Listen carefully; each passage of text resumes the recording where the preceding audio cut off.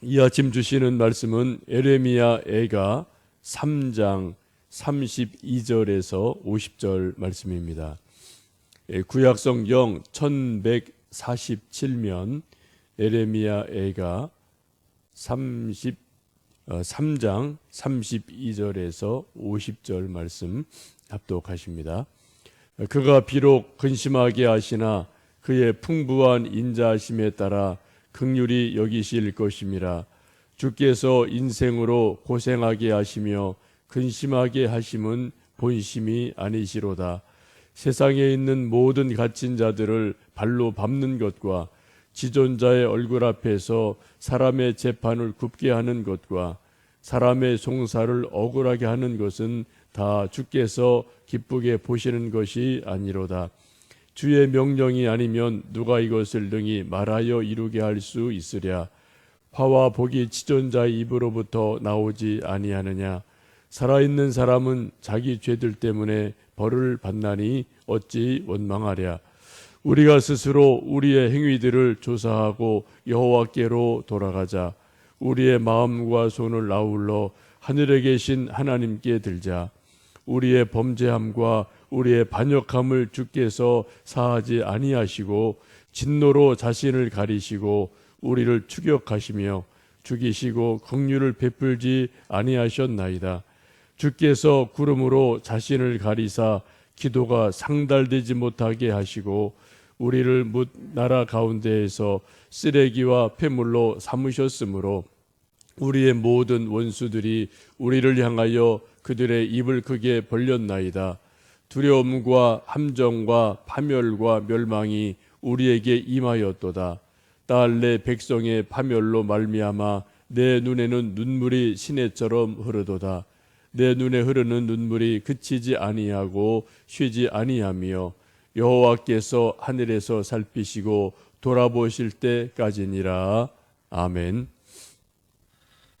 우리가 인생을 살다 보면 어떤 사람들, 상대방의 마음의 소위 본심을 잘 알지 못할 때가 있습니다. 상대방이 뭐 아내이든 남편이든 아들이든 친구든 누군가의 본심을 잘 알면 실수가 없어요. 본심을 잘못 짚으면 소위 헛다리를 짚는 거죠. 큰 낭패를 보게 됩니다. 어제 미국에서 대선이 있었고 뭐 여러분 다 아시는 것처럼 당연히 여론조사는 힐러리가 된다라고 다 예측을 했지만 결과는 정반대로 트럼프가 대통령이 되는 큰 이변이 일어났습니다. 왜 그랬을까요? 우리가 뭐 이유는 다 모릅니다. 뭐 우리나라 일도 아니고 미국 일이기에 더욱 그렇죠. 분명한 것은 수많은 여론, 언론, 또 많은 학자들, 수많은 사람들이 이번에는 틀림없이 여자 대통령 된다라고 뭐 예측을 했고 뭐 기대를 했고 아마 본인도 뭐 이제 다 된 밥상에 숟가락만 올려놓으면 된다. 근데 그런 생각을 했을 것 같습니다. 결과는 정반대의 이변이 일어났습니다. 한마디로 말하면 수많은 여론조사를 하는 사람들, 수많은 뭐 여론인들, 많은 지도자들이 미국 사람들의 본심을 몰랐어요. 수많은 미국 백인들이 본심을 가만히 이렇게 숨겨놓고 말을 안 한 거죠. 이렇게 숨겨놓고 있다가 투표로 본심을 딱 드러내니까 우리가 예측 못한 큰 일이 일어나게 됩니다. 우리도 신앙생활을 하다 보면 우리 하나님의 본심을 잘 아는 것이 신앙생활을 잘하는 비결입니다. 뭐 다른 거 없어요. 하나님의 본심이 뭘까? 이것을 우리가 계속 성경 속에서 발견해야 되고 기도하면서 또 생각을 해야 되고 이런저런 상황, 사건, 내가 부딪히는 이런저런 일들을 보면서 하나님의 본심이 뭐지? 라는 것을 우리가 계속 생각하고 그 본심을 우리가 잘만 안다면 우리 인생에 큰 실수는 있을 수가 없죠. 그런데 우리가 하나님의 본심을 잘못 알면 하나님에 대해서 섭섭한 게 많습니다. 하나님이 나를 미워하시나 봐. 나 버리셨나 봐. 왜 이런 병이 오지? 왜 이런 고난이 오지? 왜 이런 어려운 일이 하필 이때 나한테 오는 거야? 라고 우리가 불평하며 하나님을 멀리 할 수가 있습니다. 지금 유다 백성들이 바벨론 포로가 됐습니다. 나라가 다 망했습니다. 성전이 깨져서 더 이상 존재하지를 않습니다. 이게 있을 수 없는 일이 일어난 거죠. 현실이 된 겁니다. 이것을 지켜보는 많은 백성들 생각에 하나님이 우리를 미워하시는구나, 하나님이 우리를 버리셨구나 라는 생각을 할 수밖에 없을 겁니다. 그런데 하나님의 본심은 그렇지 않다라고 성경은 말씀을 하십니다. 하나님의 본심을 가장 잘 나타내주는 말씀이 성경 이곳저곳에 많이 있습니다만, 특별히 에레미야서 보시면은 29장 11절에 이렇게 말씀합니다. 여호와의 말씀이니라. 너희를 향한 내 생각을 내가 아나니 평안이요 재앙이 아니니라. 너희에게 미래와 희망을 주는 것이라 라고 말씀하셔요. 하나님 친히 말씀하기를 너희를 향한 내 생각은, 내 본심은 내가 안다. 내가 아는데 평안이요 재앙이 아니다 라고 분명히 말씀을 하셔요. 그리고 또 미래에 소망을 주는 것이 하나님의 본심이다 라고 분명히 말씀을 하고 계십니다. 이것은 우리를 향하신 하나님의 생각도 분명하시죠. 우리 하나님 믿는 백성들, 아니 불신자들마저도 잘 안 되는 것이 하나님의 본심이 아니셔요. 그렇죠? 하나님의 본심은 믿는 사람은 말할 것도 없고 믿지 않는 사람도 잘 되고, 하여튼 다 하나님의 피조물이기 때문에 복된 인생을 살기를 하나님은 간절히 원하십니다. 그래서 마태복음 보시면은 선인과 악인에게 동일하게 하나님은 비도 내려주시고 해도 비춰주시고 동일하게 살아갈 조건을 나름대로 만들어 주시지 않습니까? 만약 하나님이 좀 속이 좁으신 분이어서 저 믿음 없는 저것들 해서 그쪽에는 해를 안 비춰주신다든지 비를 안 내려주신다든지 이러면은 이건 이 세상이 되지를 않는 거죠. 하나님의 본심은 언제든지 우리 하나님의 피조물인 인생들이 잘 되기를 원하셔요. 우리 부모님도 똑같습니다. 우리 부모님도 아무리 애들이 말을 듣든 안 듣든 내가 낳은 자식이 어떠하겠습니까? 잘 되기를 바라는 것이 부모님의 본심이고요. 오히려 말 안 듣는 녀석이 더 마음 아픈 데서 우리 마음속에서 떠나지 않고 그냥 잘 돼야 될 텐데, 잘내야 될 텐데, 근데 그런 마음이 부모들 마음에 있지 않으십니까? 하나님도 동일한 마음이 있음을 봅니다. 그런데 하나님께서 우리 손에 죄악이 있으면 그것을 용납하지는 않으신다고 분명히 말씀을 하고 계십니다. 39절에 그렇게 말씀하죠. 그 후에는 이스라엘 백성들이 죄 지은 여러 가지를 말씀을 하시는데 재판을 굽게 했다, 또 억울한 일들을 사람들에게 준다, 권력자들이 주의 명령을 어기지 않는다, 이런 많은 유대의 백성들의 죄를 지적을 하시죠. 그러면서 39절 말씀을 함께 읽어보십니다. 살아있는 사람은 자기 죄들 때문에 벌을 받나니 어찌 원망하랴. 자기 죄 때문에 벌 받는 것을 원망할 수가 없는 거예요. 하나님은 분명히 죄 지은 사람, 죄 지은 백성은 분명히 징계를 하십니다. 이게 하나님의 공의셔요. 하나님의 사랑입니다.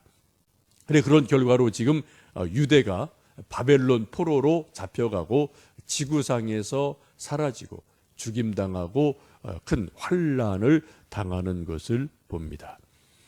여러분, 우리 자녀들 키울 때 부모님들도 아이들이 부모님의 정당한 말을 듣지 않으면 몇 번 타이르다가 맴매를 하지요. 근데 애들, 아직 어린 애들은 우리 엄마 아빠가 나만 미워해, 그런 말 여러분 들어보지 않으셨나요? 저도 애들 셋인데요, 참 묘하더라고요. 그러니까 한번 이렇게 한 사람 한 사람 얘기를 어떻게 할 기회가 있어서 얘기 들어보면은 저나 아내가 셋 중에 나만 미워한대요, 애들이. 얘는 얘대로 그러고요, 얘는 얘대로 그러고요, 엄마 아빠가 나만 미워한대요. 그거 들을 때마다 참 기가 막히죠. 여러분 아이들 좀 여럿 있으신 분들은 그런 얘기를 혹 반응을 들어보신 적이 있는지 모르겠습니다. 제 생각에 절대 그렇지 않죠. 물론 어떤 상황에서 아이가 잘못했을 때 좀 싫은 소리하고 뭐 맴매를 하든 그런 일은 뭐 충분히 부모로서 할 수가 있는 거죠. 근데 그런 것을 한두 번 겪은 애들이 그걸로 아주 오랫동안 잊지를 않더라고요. 그리고 오래 뭐 10년, 20년 그걸 기억하고 아빠는 나만 미워해. 그때 그랬잖아. 이런 말을 하는 거 들으면은 참 기가 막히는데 하여튼 애들은 그게 뭐 그렇게 느껴지는 거죠. 애들은. 우리 인생도 그렇지 않겠습니까? 혹시 우리가 이런저런 환난을 당하고 고난을 당하면 하나님은 나만 미워하셔. 내 기도는 안 들어주셔. 하여튼 이런 섭섭함이 우리 속에 있을 수가 있어요. 오늘 성경은 분명히 말씀하기를 살아있는 사람이 자기 죄 때문에 벌을 받는 것을 어떻게 원망하겠느냐. 하나님의 공의가 아니냐라고 말씀을 하고 있습니다. 그래서 우리가 해야 될 일이 무엇입니까? 40절 말씀을 그렇게 에레미야는 말씀합니다. 40절, 41절 말씀 읽어보십니다. 우리가 스스로 우리의 행위를 조사하고 여호와께로 돌아가자. 우리의 마음과 손을 아울러 하늘에 계신 하나님께 들자. 아주 중요한 말씀을 하죠. 우리가 원망하지 말고 우리 스스로를 돌아보자. 우리 스스로 우리 행위를 조사해서 하나님 보시기에 이게 옳은지 그른지, 하나님 눈에 보실 때 바른지 틀린지 우리 행위를, 우리 마음을 스스로 잘 조사해 보자. 그리고 하나님께 우리 손과 마음을 올려드려서 우리 항복을 하자. 하나님, 우리가 잘못했습니다. 용서해 주세요. 우리가 손을 들고 나가자라고 지금 스스로 권면하고 있습니다. 이게 참 중요한 거죠. 우리 사람들은 뭐 모두 다 우매해서 스스로 자기 죄를 깨닫는 경우는 거의 없습니다. 아주 정말 성숙한 소수의 사람 이외에는요, 이건 내가 죄를 졌구나. 스스로 깨닫는 일이 거의 없어요. 어떻게 해요? 무슨 어려운 일을 당하고 고난을 당하면 이게 왜 그러지? 라고 이제 기도하고 생각해 보니까 뿌리가 보이는 거죠. 그런데 그때 우리가 회개하는 거죠. 이런 것도 대단히 훌륭한 믿음입니다. 근데 스스로 자기를 돌아보고 성찰해서 내 속에 이런 죄가 있구나, 악이 있구나, 이것을 인정하고 마음을 들고 손을 들고 하나님께 나가는 사람은 이거 대단히 훌륭한 사람임에 틀림이 없어요. 지금 에레미야가 그렇게 권면을 하고 있죠. 왜요? 회개하기 전까지는 하나님이 우리 기도를 듣지 않으시기 때문에 그렇습니다. 44절 말씀을 함께 읽어보십니다.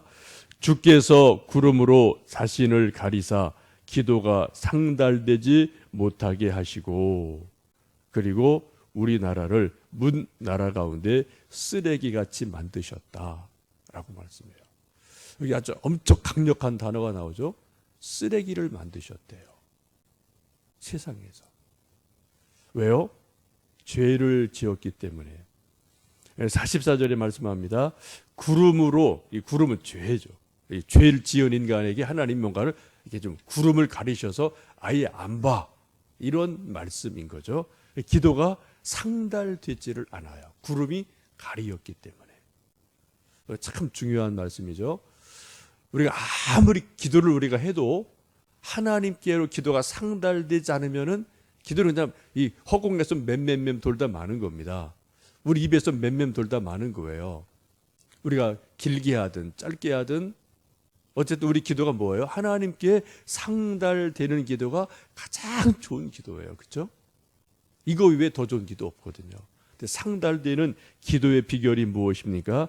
하나님이 구름으로 자신을 가리신 것이 있는데 구름을 하나님이 걷어내 주셔야 돼요. 이 구름이 뭡니까? 우리 인간에게는 그게 죄예요. 죄라는 구름이 가득하게 있으니까 하나님이 그 구름에 맡겨서 우리 기도가 도저히 올라가지를 않는다, 상달되지를 않는다라고 말씀을 하고 있습니다. 이런 것을 에레미야는 너무나 잘 알기 때문에 지금 하나님과 백성 사이에서 이것을 명확하게 알고 있기 때문에 그 사이에서 눈물을 흘리며 중보하며 회개 기도하고 우는 에레미야를 보게 됩니다. 48절에서 50절 말씀을 읽어보시겠습니다. 딸 내 백성의 파멸로 말미암아 내 눈에는 눈물이 시내처럼 흐르도다. 내 눈에 흐르는 눈물이 그치지 아니하고 쉬지 아니하며 여호와께서 하늘에서 살피시고 돌아보실 때까지니라. 아멘. 하나님과 백성 사이에 에레미야가 샌드위치가 되어 있어요. 하나님 본심을 알아요. 근데 지금 현실은 바벨론 포로가 돼서 다 망했습니다. 다 죽었어요. 포로가 됐어요. 백성들은 아직도 몰라요. 이 사이에서 에레미야가 할 수 있는 것은 지금 말씀처럼 내 눈에서 시냇물 같이 눈물이 흐른다. 그치지 않고 밤에도 낮에도 눈물이 흘러간다. 애통한다라고 말씀합니다. 언제까지요? 50절 보시면 여호와께서 하늘에서 내 눈물을 살펴보시고 나를 돌아보실 때까지. 에레미야 눈물을 내가 내 눈물을 보았다라고 하나님이 인정하실 때까지 에레미야가 울고 또 울고 또 울며 기도하고 예언하는 모습을 우리는 에레미야서에서 에레미야 애가에서 볼 수 있습니다. 우리 많은 믿음의 선배들이 그런 얘기를 하시는 게 있죠. 우리 각자에게는 눈물의 병이 있다. 그 눈물병에 눈물이 가득 차야 하나님이 우리 기도를 돌보신다. 뭐 그런 말을, 이건 성경에 없는 말이에요. 그러나 하여튼 의미에 있어서 하여튼 우리 많은 선배들이 그런 말을 참 많이 하셨어요. 그건 의미가 있고 일리가 있다고 봅니다. 그래요. 우리 각자에게는 어떤 뭐 고난의 목도 있고 하나님 주시는 복의 목도 있고 분깃이 다 있어요. 그 중에 우리가 기도할 때 우리 각자가 정말 눈물로 애통하며 눈물로 기도할 때 눈물의 병에, 각자의 병에 그 눈물이 가득 찰 때 하나님이 그 눈물을 보시고 응답하시고 긍휼을 베푸신 일들이 있게 되죠. 성 어거스틴이라는 유명한 분이 있습니다. 어머니 모니카죠. 이 어거스틴이 젊었을 때 너무나 방탕을 해서 어머니가 정말 뭐 눈물을 흘리며 애통하는 일이 참 많이 있어요. 그분이 쓴 고백록이라는 책은 뭐 세계 역사상 예수님 오신 이후에 아마 사도 바울의 서신서 이후에 우리 기독교 교회에서는 가장 중요한 책으로 보는 책 중에 하나이죠. 어거스틴이 하여튼 하나님을 버리고 계속 방탕한 삶을 살고 뭐 만이교에 빠지고 또 여자 만나서 뭐 동거하고 아들 낳고 하여튼 뭐 자기 멋대로 막 살아가요. 근데 믿음의 어머니 모니카는 너무 속이 타서 하여튼 뭐 권면하고 잔소리해도 아들이 뭐 돌아올 기미가 없어요. 그러다 한 번은 이제 카르타고라는 곳에 이제 살고 있었을 때 그때 그곳에 있는 유명한 주교를 찾아가서 아주 정말 눈물로 부탁을 합니다. 주교님, 우리 아들이 지금 너무 이렇게 엉터리입니다. 방탕했습니다. 좀 제발 부탁하는데 한 번만 우리 아들 만나 주셔서 나름대로 존경받는 이제 목회자니까 한번 좀 타일러 주세요. 한번 좀 좋은 말씀 한마디 좀 꼭 해주세요. 정말 눈물로 엄마가 부탁을 해요. 그렇다면 뭐 보통 목회자 같으면 예, 한번 만납시다 하지요 하겠죠. 근데 이때 이 주교가 아주 냉정하게 단칼에 딱 잘라버려요. 저 만나봐야 소용없습니다. 제가 이야기해봤자 아드님 말 안 듣습니다. 괜히 쓸데없는 일입니다. 그냥 가세요. 이 말 듣고 어머니가 낙심을 하죠. 이게 목사가 만약에 제가 여러분 부탁할 때 제가 여러분 아마 교회 안 나오실걸요. 그죠? 낙심해서 목사가 뭐 저래 라고 아마 여러분 크게 상처받으실 거예요. 이 모니카도 상처를 받았겠죠. 이건 고백록에 있는 기록이에요. 그래서 이 어머니가 정말 아주 그냥 낙심해서 막 돌아가는데 그때 돌아가는 어머니 등 뒤에 대고 주교가 딱 한마디를 합니다. 이런 말을 해요. 하나님께서는 눈물의 자식이 죽어가도록 버려두시는 법은 없습니다. 한마디를 들려줘요. 뭐라고요? 하나님께서는 엄마가 눈물을 흘리며 기도하는 그 자식을 그냥 두지 않습니다. 죽게 안 둡니다. 무슨 말입니까? 계속 눈물로 기도하십시오. 하나님이 하실 겁니다. 그 말을 돌아가는 어머니 모리카에게 한마디를 딱 해줘요. 이 말이 모리카의 마음에 콕 박힌 거죠. 그때부터 더 눈물로 애통하며 기도를 합니다.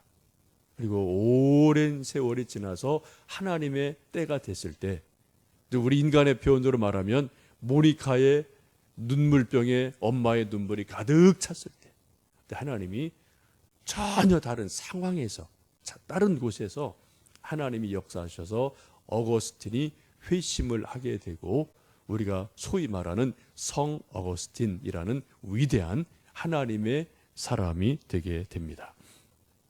히스기야도 눈물 흘리며 기도하는 것을 하나님이 보셨고 응답하실 때 내가 내 기도를 들었고 내 눈물을 보았다라고 말씀하시면서 죽을 자리에서 살려주시는 것을 우리가 보게 됩니다. 지금 에레미야 애가를 보면서 지금 에레미야도 멸망한 민족, 죽어가는 동족을 보면서 내 눈에서 눈물이 시내같이 흘러갑니다. 쉬지 않고 흘러갑니다. 언제까지요? 하나님께서 하늘에서 내 눈물을 살펴보시고 돌아보시며 됐다라고 말씀하실 때까지 내 눈에서 눈물이 그치지 않습니다. 라고 기도합니다. 이 아침 우리 자녀를 생각하며 우리 애통한 이 나라를 생각하며 또 우리에게 주신 사명을 생각하며 또 교회를 생각하며 또 눈물로 기도하시는 이 아침 되실 수 있기를 원합니다. 함께 기도하겠습니다.